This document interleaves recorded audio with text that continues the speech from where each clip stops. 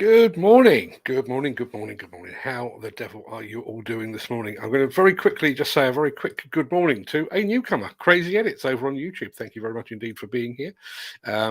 Newcomers, get some welcome confetti. Thank you very much indeed for joining us. Let us know where you're watching from and why you're watching. I'm always wondering about that. As I say, good morning. How the devil are you doing this fine day? Me, a bit flustered, if I'm being completely honest. Up until about 15 minutes ago, we had no internet connection. I don't need much to make these shows happen, but a cup of tea and an internet connection are pretty vital. Anyway, since you're watching this, the internet has apparently and miraculously mended itself. Now, it's Peter, lol, haha. Not sure who that is, but thank you, Peter, whoever you are. I told you I was befuddled this morning, but obviously mine are very much first world problems in comparison to what's happening in Turkey right now. I've been to Turkey a couple of times, and we've got a massive Turkish following over on our Instagram and YouTube and Facebook channels as well. I can only hope that the fatality estimates are wide of the mark, and I can now confirm it's Peter McKenna who's watching over on YouTube. Thank you very much indeed, Peter, for clarifying that. It looks like I'm not the only one that's befuddled. Steve Williamson, good morning, Steve, actually started watching yesterday's show. It was a good one. I don't blame you one bit. Let's hope we can improve this one because I've started out poorly. I'm going to roll the outro. Oh, no, I'm not going to roll the intro. Good God. Post the question of the day and get this show on the road.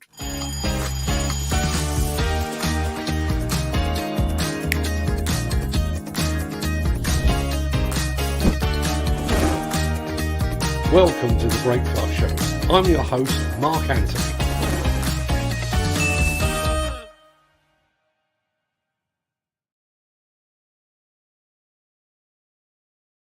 It is Tuesday, the 7th of February, and as that remarkably persistent guy just said, welcome to the Breakfast Show. I am your host, Mark Anthony.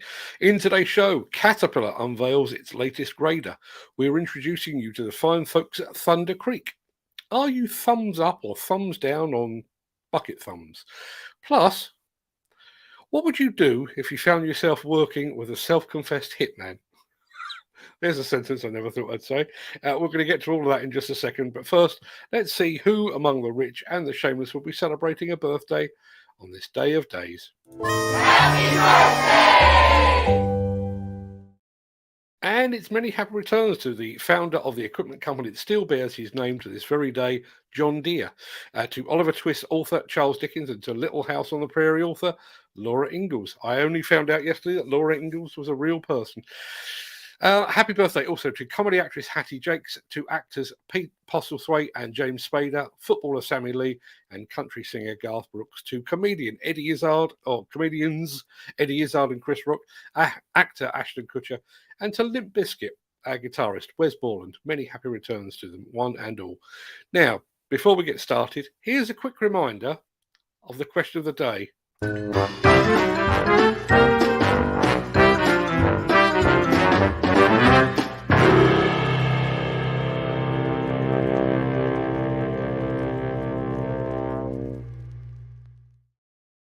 Have you ever worked with anyone weird or scary? I know I have. We're going to come back to that probably at the end of the show. But first, we need to play this.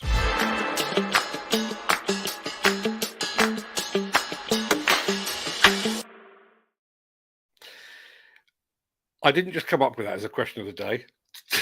It was prompted by the story I'm about to play you. And for this story, the first story of the day, I'm going to hand over to Past Me.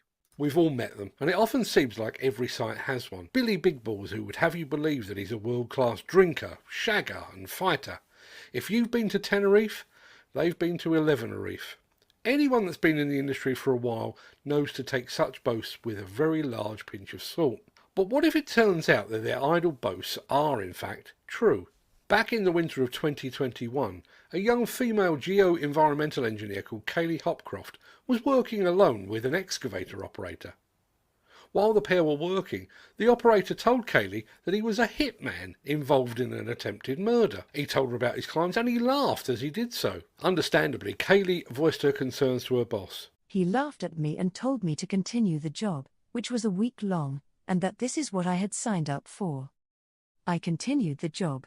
But I was terrified. I was checking in with my partner multiple times during the day because I was so scared. I felt I couldn't turn my back on him because I wasn't sure what he was capable of doing. So, did she actually have anything to worry about? Yeah, apparently she did. On the 10th of January this year, that excavator operator was found guilty of attempted murder and sentenced to a minimum of 30 years in prison. Darren Hattersley had been hired to kill a man in Wishaw, shooting him in the leg before fleeing on the morning of the 5th of September 2021. You can find out more about this extraordinary case using the link in the chat. Yeah, welcome back to the present day, me. Good job yesterday, me. As I just said, or as he just said, you can actually find a link to the full story in the chat right about now. Just as a small aside, in terms of hitman, I've got nothing to beat that. But I did used to work with a guy who spent most of the working day smelling underneath his own watch. Like that. That's weird, right? If anybody's got anybody that can top that, let us know.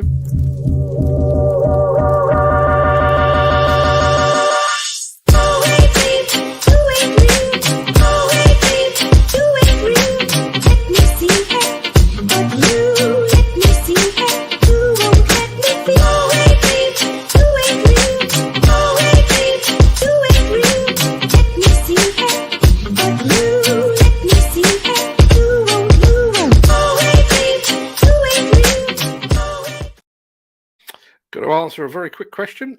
Brian Coogan's in the house. Morning, Brian. Thank you very much indeed for joining us. And yes, you can. Just hop on over, search for Demolition News. I am broadcasting live as we speak. And if you can't be asked to do that, just go to demolitionnews.com, and the YouTube embed is over on demolitionnews.com. It's playing right there as well. I could have, Peter, I could have got by without knowing that. I smell my stump when I take my false leg off. Yeah, I'm not so sure I fancy breakfast now, but thank you very much indeed. And I'm not surprised at this one bit. Steve Williamson, my question of the day, have you ever worked with anyone scary or weird? Yeah, Ed Butler. I can only assume that Ed isn't in the house at the moment. Right, okay. Ahead of our trip to ConExpo next month, we've been reaching out to various ConExpo exhibitors to offer our services of social media promotion and video production. Take up has honestly blown us away. We've signed up to work with the likes of Cabelco, Topcon, Kinsoffer, Steel Wrist, Oilquick, and a whole lot more besides. But there's one company that came entirely out of left field, and it's a company called Thunder Creek. And this is what they do.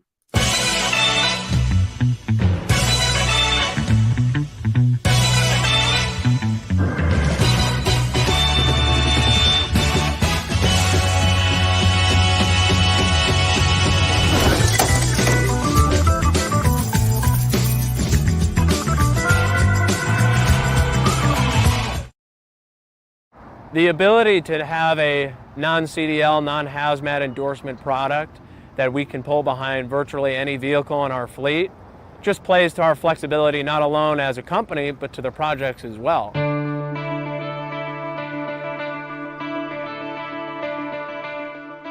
Not every job has the space or necessarily the requirement for bulk storage. So we place the trailers strategically so we're able to fill our 75-gallon transfer tanks in the back of the work vehicles. And those can either deploy to our smaller projects nearby or even serve as a purpose of refueling the trailers on site. With all the new modern equipment, DEF fluid is something that every contractor has been tasked to navigate. Having a 100-gallon closed-loop system is absolutely phenomenal and effortless. We used to have to fill up with the 2.5-gallon jugs, which not only are short and expensive, but have a high risk of contamination. With a closed system like this and an added bulk storage, it solves that problem very easily. Well, I'll tell you, we have several trailers for several different jobs that I have to do. And the greatest thing about the fuel trailers is we have the electric hydraulic jack. I don't have to sit out there and crank for 15, 20 minutes to get it on a truck. It's just one button and we're gone. You know, we also have the meter on here so I can keep track of the fuel per unit. I can keep track of the fuel that runs through the pump itself. When I have the trailer, I generally pull up on the site and I get to a lot of our sites are brand new. We've just stripped and balanced them, so sometimes they're soft. So you don't want to pull the trailer through it. So we'll get to a place where the trailer set's good, and then the equipment will come to me. The operators will let me know if they need DEF. We give them the hose. They fill themselves up. I write down what they got, and we're on about our business. I can usually come to a site, fill up 3 pieces of equipment, and be gone in under 15 minutes. Having the ability to have thousands of gallons of fuel on hand ensures that we're always able to be responsive and meet our clients' needs, regardless of the situation, whether it's an emergency disaster event or just a typical Tuesday. We know we always have fuel on site to make sure our crews are running. The investment of the trailer is easy. It's affordable, and when you look at the cost savings per gallon on your current usage, not to mention just the uptime that you'll always have, it pays for itself in less than a year. At Rocket Land Development, we're only as good as our people, giving them not only the ability to grow and benefit themselves, but the proper tools, the newest technologies, the best equipment to perform their job, I think makes us all a success. I take a team approach. If I don't do my job as an owner, the team fails. Likewise, if I can't get the equipment fueled or my operator isn't able to run the equipment properly, he or she fails. We all work as one unit.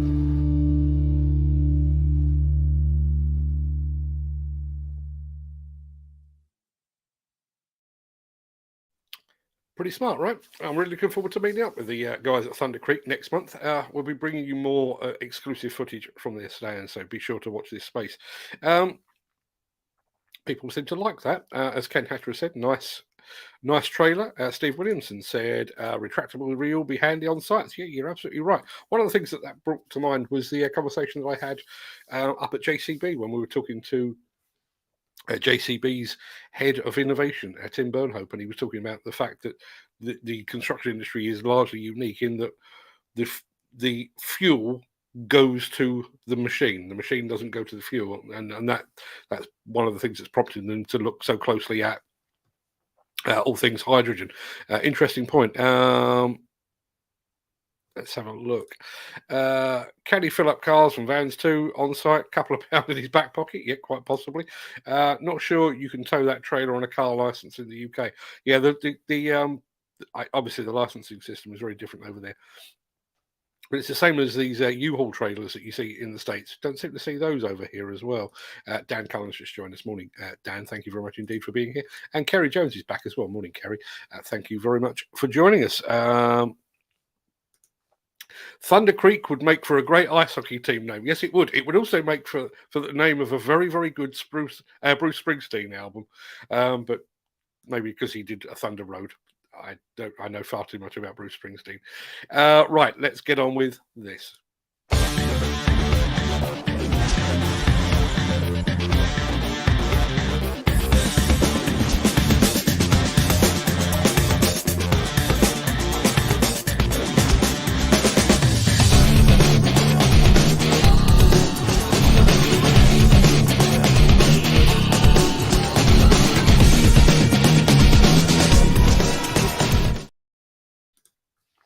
Nick, if ever you decide to make a comeback, I suggest you get in touch with the people at Thunder Creek. Maybe they could be your new team sponsor of the Thunder Creek Crushers.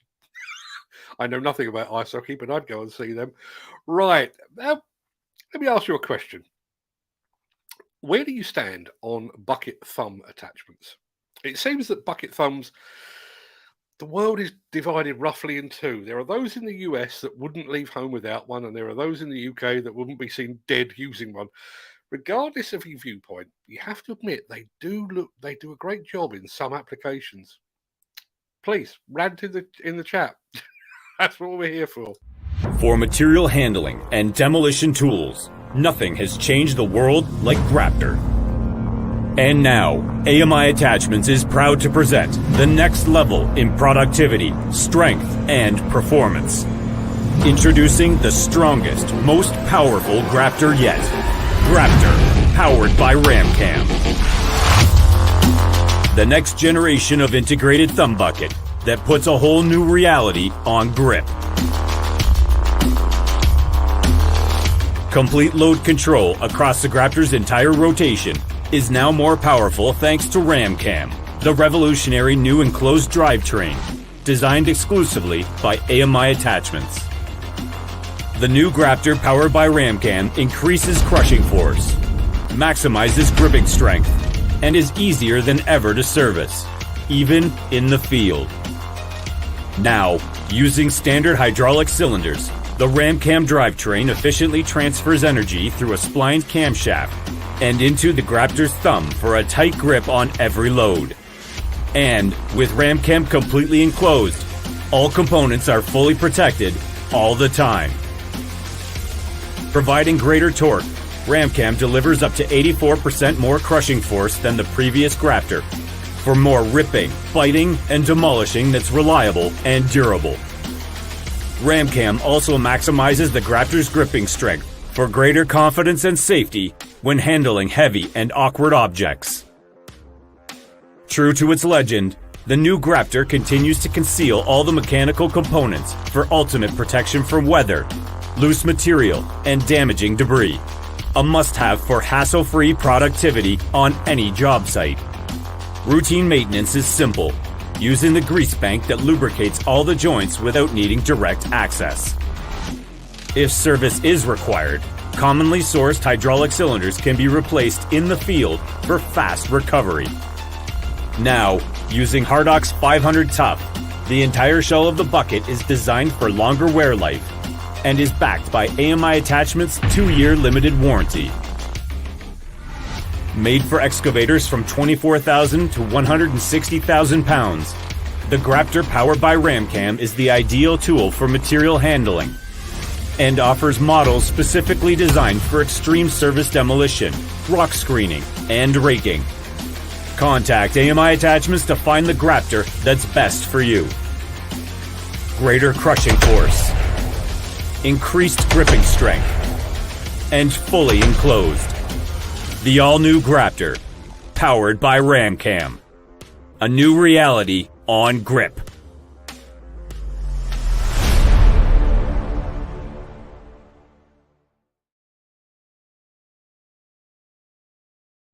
I think I'm going to start presenting this show like that. A new reality on grip. Yeah, I couldn't make that last. AMI Attachments is another of the many companies on my Connexpo must-visit list, and we'll be bringing you more from them in March as well. No great surprise. Mentions of bucket thumbs has thrown a few comments up. Titus Attachments now make their own thumbs. See more of them now in the UK. Can't say I've seen one for a long, long time, to be honest. Dan Cullen says, thing I'd say is it adds more weight to your dipper, and would it not get in your way? Again, it is that transatlantic thing, as Nick Drew rightly says. When I can find it, there you are. They love a thumb in the States. Yeah, absolutely. You rarely get to a demolition site in the States that doesn't have an excavator with a bucket thumb on it. Peter McKenna, that's D&J Projects on YouTube. They bought a machine with a thumb on when they're ripping hedges out. Great idea. Yeah, I think the application is the important thing. Steve Williamson says, makes total sense. Nick Drew says, handy tool. Hope to see them at ConExpo. They are going to be there, loud and proud. Let's have a look. Peter McKenna also says they don't hinder you, pal. They fold back out the way. Yeah, they certainly do. Jim Turner, morning, Jim. I've only used the thumb a few times, fixed type, but they are a help when picking and sorting. The bucket type would be even handier. Totally agree. Let's get the thumbs in the UK. I say, let's have one of these. Since the finance bill came into effect in April, the construction industry has seen a surge of fuel thefts. The rising cost of living has placed an additional risk of theft by employees and contractors, as well as opportunistic thieves. By using diesel dye and placing warnings of its use, you are sending a clear message that this is your fuel.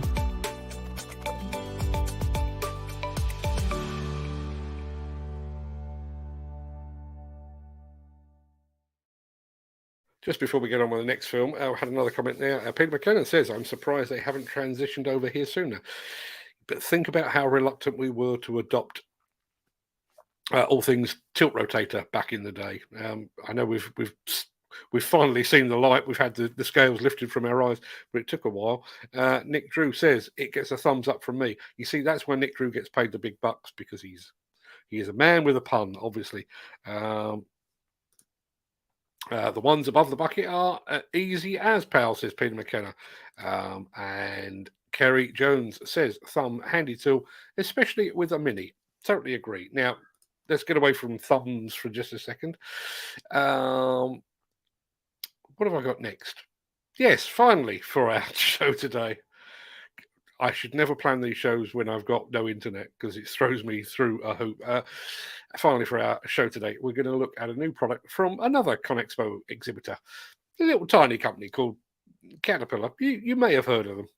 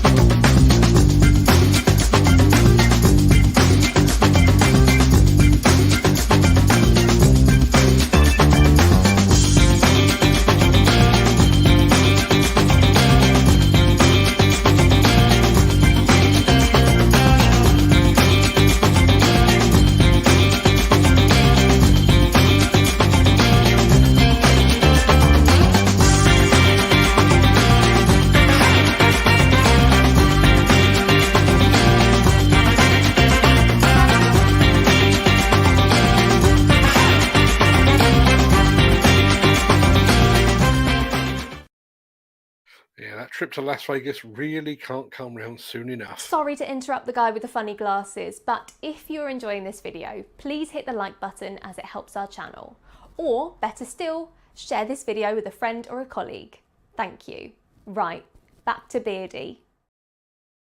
Right, just going to play, not going to play anything. I'm going to say good morning to Mick Norton, who's just joined this morning. Mick, thank you very much indeed for joining us. You've missed all the good stuff, obviously, because, you know, we had dancing girls and we were giving away free cash for quite some time this morning. We weren't doing any of those things, but thank you very much indeed for being here, Mick. You're here just in time for the chat. That pretty much wraps up the main part of this morning's show. I'm going to roll the outro in just a second before leaping gazelle-like over into the chat to see what you're all saying today. If you can't stick around for that, then please stay safe. Look after yourself, your family, your friends, and your colleagues. Have a great day, and thanks for watching. And if you are around at 2:30 this afternoon and have nothing better to do with your time, come and join me over on Instagram. It is Talk Tuesday time. No idea what we're going to talk about, although I have a funny feeling I might have a bit of a rant about agencies. Not agency workers, but the agencies themselves and the companies that use them. If you fancy a bit of that, then please pop over and let's have a chat together. But if you do have the time and the inclination, you can stick around, because after this, it'll be time for the Craic.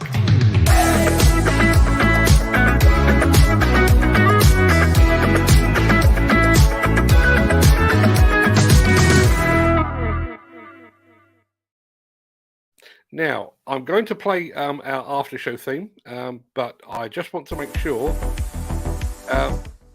Jim, if you can let me know if that's okay. I know you mentioned the fact that the music was a bit quieter yesterday and you appreciated it. Thank you very much indeed for that. Let's have a look at Peter McKenna just very quickly. What's your Instalink, pal? I am Demolition_news. Yeah. Go and give us a follow and give us let's have a chat, because I think you may well be one of the topics of conversation. Come back to that in just a second, but let's go back to the beginning of the chat. First off the mark, as he so often is, Gary Muirhead. I'm fairly sure that Gary is poised at the same time as I am every morning, although it looks like he had a better internet connection than I did. Morning, Gary. Thank you very much indeed for being here.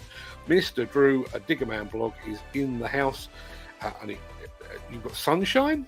It's bloody freezing here this morning. Had to defrost the car before the good Mrs. Demolition News headed off this morning. Ken Hatch is here.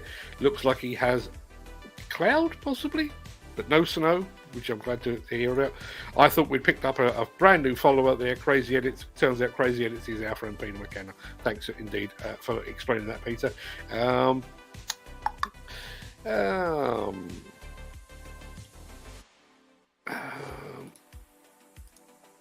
Yeah, very, very easy to do, particularly if you don't refresh your Facebook, Steve. I've done it myself. Been looking at somebody's channel and thought, oh, I'll press the play button. Yeah, I've got the wrong one, but thank you very much indeed for pitching up and joining us anyway. Jim Turner's in the house. Morning, Jim. Thank you very much indeed for being here. Yeah, it's a good question, actually. I mean, I'm sure there's more to the Turkish construction equipment market than Hidromek, but I hope the Hidromek factory survived the earthquake.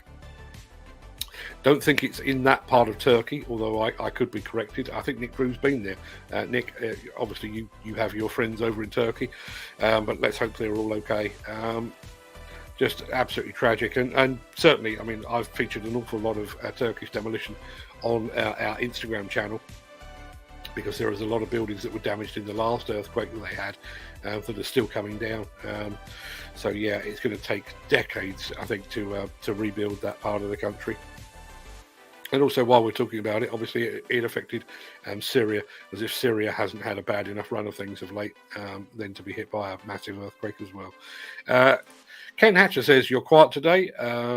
He then says something that I can't understand. And then it turns out his volume was down. All okay. Yeah, we have one thing I can control, and you'll notice I'm not doing names today. I've not got my name on the screen because it did seem to throw a bit of a spanner in the works. The one thing I don't adjust on this show is the audio. I've got the audio set just about where it needs to be. If I'm being completely honest, I would love a new microphone. When I started live streaming, this here was in a cupboard. It's actually my son's microphone, and I really quite fancy. There's a microphone called a Wave 3, with some very fancy schmancy software that goes with it, and I'd quite like a boom arm because I'd like to have the mic here, and there are many things that I want, but I haven't done it originally because it's not a lot of money. It's a couple of £100, I guess. Haven't done it yet, partly because of the cost, and the fact that this one works well, but I just cannot be bothered to go and learn a new system. Peter McKenna says a hitman could be handy. McGinley might have been paid a visit. Quite, yeah. Obviously, the question of the day was, have you ever worked with anyone weird or scary? And I think Gary Muirhead is going to win this one today. Ken Hatcher says, all the time. Yeah, the world is a bit like that. As I say, I did genuinely used to work with a guy who, literally while you were speaking to him, would smell under his watch. I don't know what that was about, and I was a little bit afraid to ask, to be perfectly honest. I have worked for some certifiable lunatics over the years, and my very first editor, long before I got into construction, was a shouter, a swearer, and a thrower of things. If he was in a bad mood, staplers, hole punches, ring binders, all were considered ammunition. You kind of had to kick your head down there. Peter McKenna says, I'm weird and scary. I haven't met anyone that can pip me. In that case, I'm rather glad that you're over there at the end of a YouTube connection. Brian Coogan. I'm assuming that is the Brian Coogan from Machinery Movers and UK Plant Operators. I can't think of any other Brian Coogans that I know, but thank you very much indeed for being here, Brian. Haven't seen you here before. You see Jeff Pinion's here as well. Good morning, Mark and all. Mr. Brock is in the house. I'm going to throw this up and then throw it back down again. Peter McKenna, I smell my stump when I take my false leg off. I'm moving on. I can't even go there. Question of the day. Yeah, Ed Butler. He seemed okay to me, but then I don't get to share a room with him or share a hotel with him. Brian Coogan, cheers. I thank you very much indeed for being here anyway, and I hope you found us over on the YouTubes. Right, I'm on my break and you're making me feel sick. Kerry Jones arrived and said nothing, but Kerry, I think Kerry does actually say something in a minute, but thank you very much indeed for being here anyway. I'm sat here hysterical at your answer, Mark. hey, they pay Nick Drew the big bucks for his puns, and they pay me the big bucks for being a comedy genius. They don't pay me big bucks, and I'm not a comedy genius. I don't know. That's a nice trailer. Yeah, Thunder Creek. Looking forward to seeing them. And I said, question of the day. I think Gary Muirhead has got this one in the can. Yes, I was working alongside a labourer on a site in Edinburgh. Nice lad, until he didn't turn up one day. Turned out he'd murdered his mother and buried her body in a park in Edinburgh. Nice lad, apart from the that's matricide, isn't it? Yeah. Apart from the mother murder, lovely fella. An absolute smasher. You'd want to take him home to meet your parents. Kerry Jones did say good morning. Morning, Kerry. Retractable reel be handy on sites. One of the things that struck me, and I'm thinking more about the bucket thumbs, and I've said this before about the way in which the world of construction equipment has evolved in kind of isolation. I've mentioned it before, I won't dwell on it, but I was lucky enough to go to Japan and see how their demolition industry works a couple of years ago, and it is markedly different to ours. Obviously they use a lot of big pulverizers and that kind of thing, because a lot of the Japanese buildings are built to withstand earthquakes. Timely I should mention that. And as a result, their foundations are massive, and therefore the attachments are equally massive. But there was lots of other stuff, like all of their hard hats have chin straps. They often lay down sheets of steel on which to run their excavators, regardless of whether it's wet, dry, dusty or not. There are sheets of steel and they run on those. That's just part of the course. They all wear overalls on site. A lot of them wear white gloves while they're operating excavators. Very, very different. But even closer to home, you think about if you pop on over to France or to Germany or Luxembourg, and I know Al Grierson is not here today, but pop on over there, and every man and his dog has got a compact wheel loader and possibly a wheeled excavator as well. Over here, not so much. We are a backhoe loader nation, come what may, and we do things very differently, and there's just 26 miles of water separating us. All of which I think comes back to what we were saying about bucket thumbs. The Americans like a thumb. The Brits, by and large, do not. And they are, whenever I've featured them on Instagram, and Instagram is a hotbed of opinion, let's call it. Every time I feature one over on our Instagram page, the UK operators get themselves up in arms about if you were a proper operator, you wouldn't need a bucket thumb. Which is more or less exactly what they say about tilt rotators. I don't know why why you would want to soldier on and make your life harder. If you could make your life easier, if you are handling chunks of rock or debris on a demolition site, get the thumb out. Get your thumb out, and I don't know. As Nick Drew said, Thunder Creek would make for a great ice hockey team name. You're dead right. Their website is worth a look. Thank you very much indeed for sharing that, Steve. Yeah, they are thundercreek.com. Simple as that. Go and take a look. I'm really looking forward to meeting those guys. We've done it via a third party, actually. They have the same marketing agency as the fine folks at Topcon, and Topcon basically want us to go and do some work with us while we with them. While we were speaking to them, it became clear that Thunder Creek fancied a bit as well. So looking forward to meeting them. Looking forward to meeting up with Topcon as well. Do like me a bit of technology. And on the subject of technology, you can't see it yet, but I actually uploaded the latest episode of our T4S Tech Foresights show today, which is, this one is called AI by AI, or Artificial Intelligence by Artificial Intelligence. The whole thing will make a whole lot more sense, well, when I play it, or when I actually make it available, but also when you hear it. There's a bit of a twist in this one. Hopefully you will enjoy that. Titus Attachments. I don't know Titus Attachments, but they make their own thumbs. I see more of them now in the UK. I'm going to go and look them up.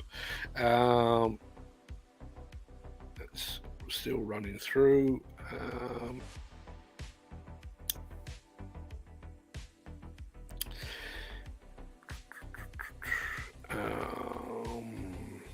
Wow.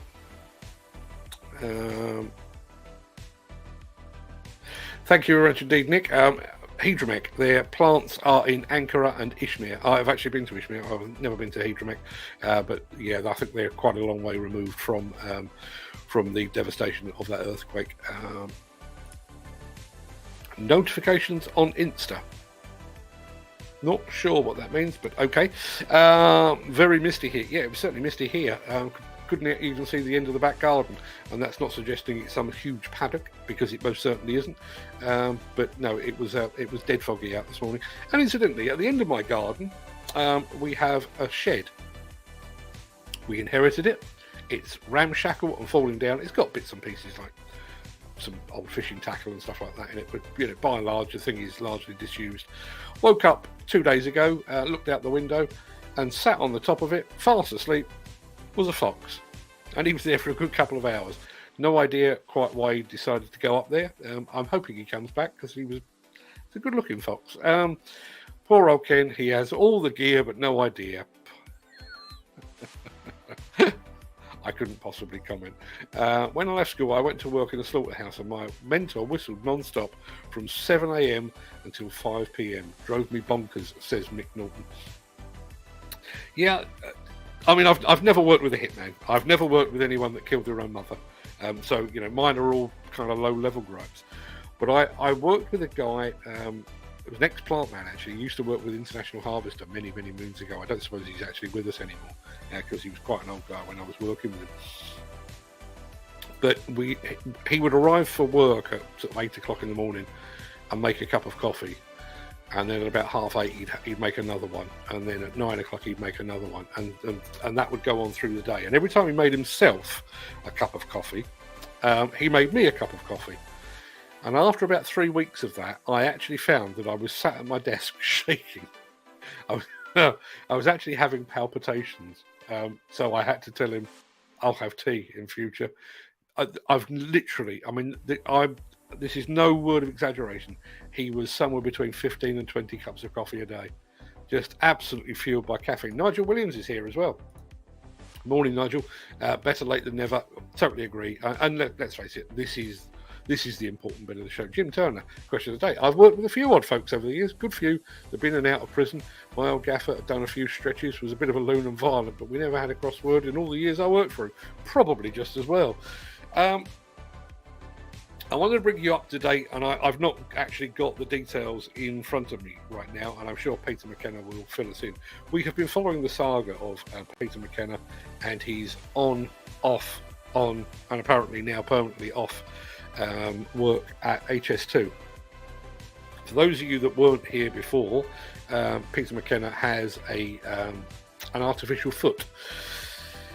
Upon confessing that, the fine folks at the HS2 decided, or EFKB I think it is, decided that he needed to undergo a medical and a risk assessment first, and then ultimately a medical. Now, I'm not sure what part of HS2 Peter was scheduled to be working on, but he's based up in Preston. And my guess is the bit of HS2 that he was talking about is down in the Midlands. So not exactly on his doorstep. So he went down to the site and was kept waiting, and then before ultimately being sent home.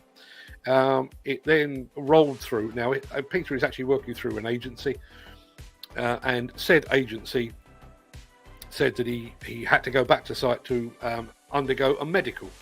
Now, whether that medical is for all staff or purely those that have notified of some sort of disability, I'm not entirely sure. But Peter, I think quite correctly, said, okay, I'm more than happy to go back for my medical, but that does mean that I've got to cover the cost of my travel to the site in order to get the medical. And cut a long story short, there were no crossed words. I've seen a copy of the various text messages. No real crossed words at all. But ultimately, the lady at the agency, just basically said, oh, you'll have to go and work for somebody else, and then blocked his telephone number. So Peter, as it stands at the moment, I'm guessing Peter is probably still up in Preston and won't be working for HS2 anytime soon. I'm going to get into this in a bit more depth, I think, over on Instagram. But do you think we as an industry were sold a bit of a pup when it comes to agencies? Yes, I agree, Steve. Totally unprofessional. Think about how we came to be using agencies for our staffing.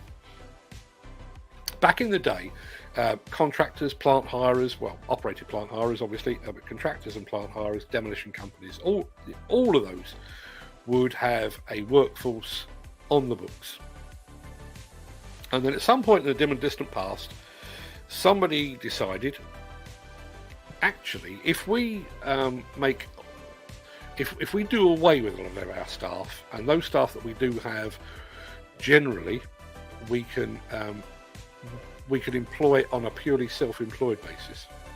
We don't have to cover things like their PAYE, their national insurance. We don't have to worry about sick and holiday and all that. They will be self-employed. They will have to be, entirely self-sufficient. And self-sufficient up until fairly recently, even in things like providing their own PPE, but their own medical insurance, their own accident insurance, their own travel costs, and everything else. I can see exactly why the contractors and the operated plant hire companies decided that was the way to go. But it is basically, rather than making self-employed people more able to be entrepreneurial and successful in their own right, it has basically burdened them in pretty much every single way.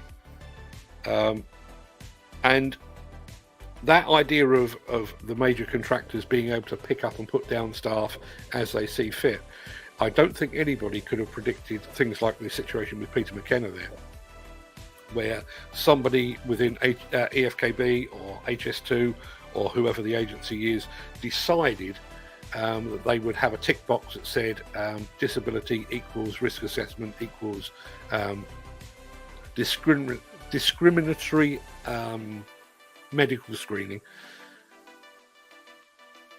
They can make the rules up as they go along, and they can stop the likes of Peter McKenna working.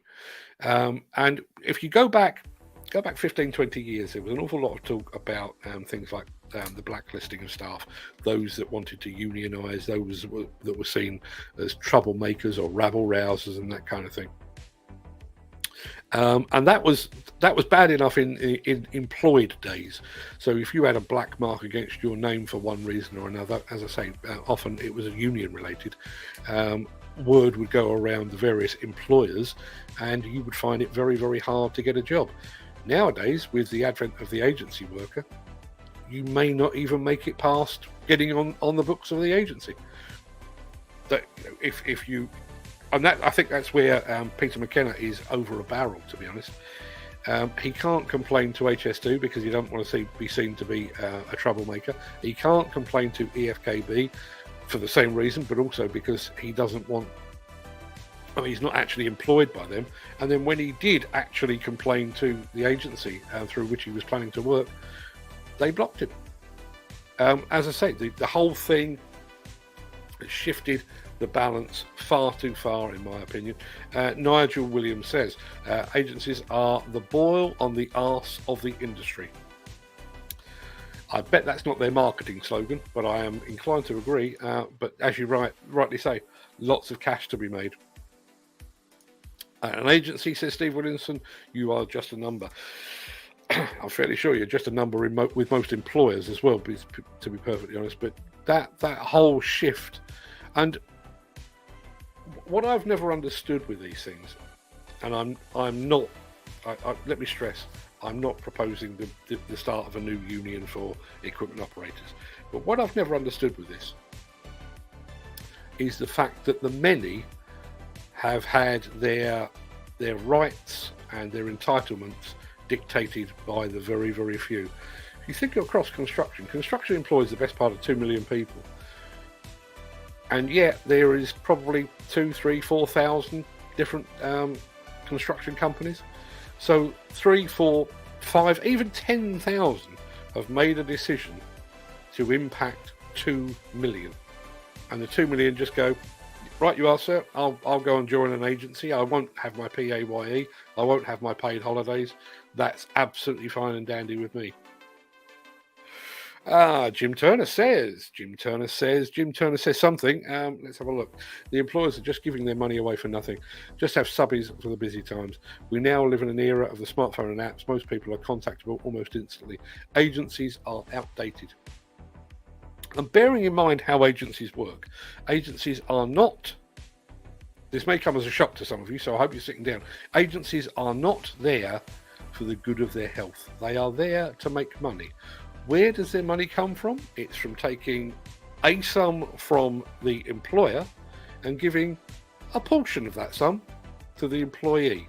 And they take the bit in the middle. What do they bring to the party? Not a lot. Not a lot. They're just an additional obstacle. And as Jim Turner has rightly said, if somebody could develop an app, and think, Dan Cullen has kind of got it with his WhatsApp groups. You develop an app or something like that where you have workers listed. No need for an agency. You just say, I want 5 labourers or 4 excavator operators in this area at that time on this date. Bosh. It sends out a blast to the people that are currently looking for work. They respond. They sign up here, and via the app they could show you their competence card details. The whole thing becomes a whole lot more slick and professional. Gary Muirhead says, only work for an agency once, never again. Not only are they just looking for a bum on a seat, they use an umbrella company to pay you and take 10 or 15% for the privilege. Yeah, and there's another point. That whole umbrella company is an issue. I'm not entirely sure what the latest state of play is, but I know a couple of years ago there were big investigations on that because of the way that they were effectively circumnavigating the tax system. I understand Peter McKenna's reservations, but that agency needs sorting by naming and shaming. Mick, listen, I'm more than happy. I'm not pussyfooting around. If they are, if Peter wants to name them, he can feel free. Just so you know, I have been owed money. This is an aside, but it's carrying on from what Mick Norton has said there. I've been owed money for some work that we did at Hillhead now for 8 months. And I was forced yesterday to send an ultimatum to the company that basically said, if you haven't paid me by Monday next week, I'm going public and I will name and shame them. I've had no response. Do I expect to get paid? I probably don't at this point, but I will absolutely name and shame them. I think it's an absolute disgrace. Nigel Williams says the whole thing is a sham. You're self-employed and picked up and dropped at the drop of a hat, with those using your services free from any responsibility for you.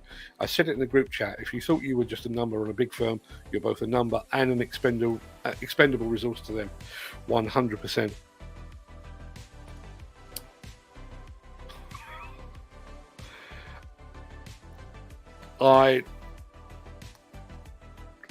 That's either a pun or that's the greatest Freudian slip I've ever seen. Feel sorry for Pete. That sounds like he's not got a leg to stand on. Yeah, but yeah, and bearing in mind, we're talking about one guy here who we happen to know. How many others are out there suffering exactly the same thing? And again, what do the agencies do? Bearing in mind they are taking that 10 or 15% in the middle there. Are they fighting Peter McKenna's corner? No. Are they insisting that his competence card proves all that they need to know, that he shouldn't be discriminated against for his disability? No. They're not doing anything for the employee at all. And in actual fact, when the employee in question, in this instance Peter McKenna, said, I need some help because of the cost of getting from here to the medical, they basically blocked him on the telephone. What is the point? What is the point of agencies, really? I can't ever see a day where we reverse things and we end up with all of the digger drivers of the world going back into full-time employment, because I think the employers have had it far too good for far too long. But those agencies, all it would need is for somebody as who was it? Yeah, it was Jim Turner. All it would need would be for somebody to come along with a slick app, and the right database of people, possibly linked to CSCS, CPCS, CITB, whatever it might be, Nocken, Uncle Tom Cobley and all. So you've got competence cards within there as well, their availability to work. Press a button, there you go. You have found your next batch of employees. I'm looking forward to the day it comes, to be honest. Agencies take advantage of red-carded operators desperate to get a start on site. I think they take advantage of pretty much everyone, actually. I think that's just the way they seem to work. So long as they get their cut, I don't think they're too worried about what their employees do or don't do. And you are ultimately considered very, very expendable. As I say, the more I get and the older I get, the more militant I feel, and the more I think the working man in this industry doesn't have enough of a voice, doesn't have enough of a say in his own future or her own future. Can I see it changing? Not really. But it is, as I've described it before, it does feel like an industry apartheid, where the few are dictating to the many, which seems ludicrous to me. And unfortunately, because of the cyclical nature of the construction industry, they can retain that whip hand, because sooner or later it will become a buyer's market, as it is now, despite the fact that we have a skill shortage, but it is very much a buyer's market now. And the employers can pick and choose who they want to work for them, when they want them to work for them.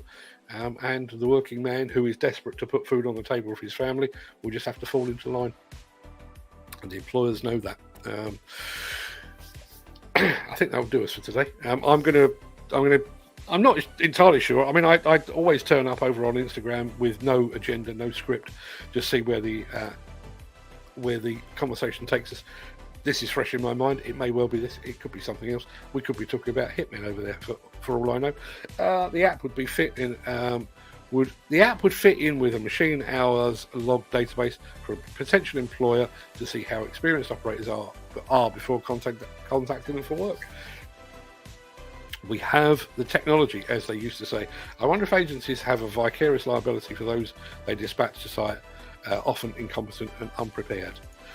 My guess, Nick, and I'm sure it's your guesses as well, there is probably some sort of indemnity clause written into the constitution of these agencies, whereby nothing is their fault, nothing is their problem. The fault 99.9% of the time will be with the individual employee, and that 0.01% will be with the employer, and at no point does anything stick to the agency. I'm fairly sure they would have that written into their terms. So I'm going to be over on Instagram 2:30 this afternoon for some of this. We'll see. I may come up with something completely new between now and then. But come on, have a chat. Nigel Williams, whilst I agree with Jim, it's a case of ease of supply using agencies. I've done it myself, and the reliability of them these days being a serious problem. And again, it's very easy to point the finger at agencies, but I don't think working men and women help themselves. I did recount on the show a while back that a demolition company that I know very well offered an incentive. They were so sick and tired of their soft strip crew not showing up, just not showing up, that they actually offered an incentive if their workers, the agency soft strip workers, would turn up 5 days on the trot. And out of 20, I think 5 actually did it. Again, I think while you've got that sort of situation where people are not, well, let's say they're a bit work shy, and whatever other reason they have for not pitching up for work, the balance remains with the employer and with the agencies, which I think is to the detriment of the working man and working woman. But as I say, we don't necessarily help ourselves. People, go and have a good day. I'm not going to take any more comments now because that is nearly an hour. I'll be over on Instagram at 2:30. If you can't be there, be back here 10 a.m. Or in the case of Nigel Williams, be here tomorrow at 10:25. all the same, doesn't matter. Until then, everybody, have a great day. Look after yourself.